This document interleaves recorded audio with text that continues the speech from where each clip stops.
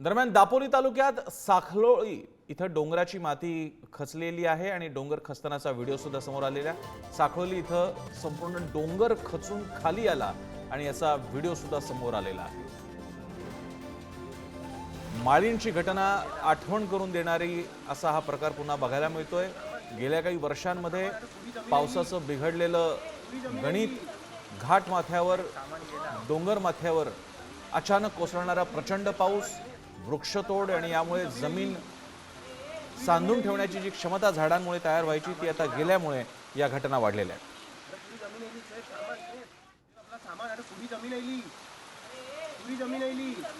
अख्खा डोंगरच एखाद्या नदीसारखा वाहून जातानाची ही थरारक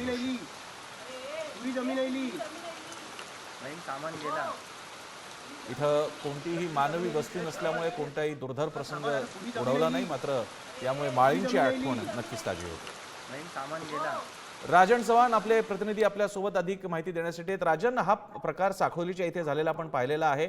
इथे कुठली मानवी वस्ती किंवा अन्य कोणाला काही त्रास झाला का आणि हा व्हिडिओ पाहताना इतका प्रमाणात पाऊस पडणं अपेक्षित होतं का त्या भागात?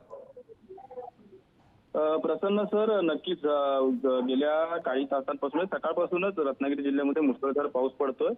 याचा फटका जिल्ह्यातील सर्व तालुक्यांवर होतो, पण त्यातच आता दापोलीमधून एक व्हिडिओ होतोय। दापोली तालुक्यातील हा सापोली येथील हा व्हिडिओ आहे, जो या आपण दृश्यामध्ये बघितलं तर डोंगराची पूर्ण माती ही खाली आहे, पण आजूबाजूला कोणत्याही पद्धतीने आतापर्यंत तरी जीवितहानी झालेली नाही असे एकंदरीत कळतंय। परंतु काही सामानाचं असेल ते घरगुती सामानांचं पण काही नुकसान झालेलं दिसून येतं या व्हिडिओमधून। धन्यवाद तुम्ही दिलेल्या या माहितीसाठी।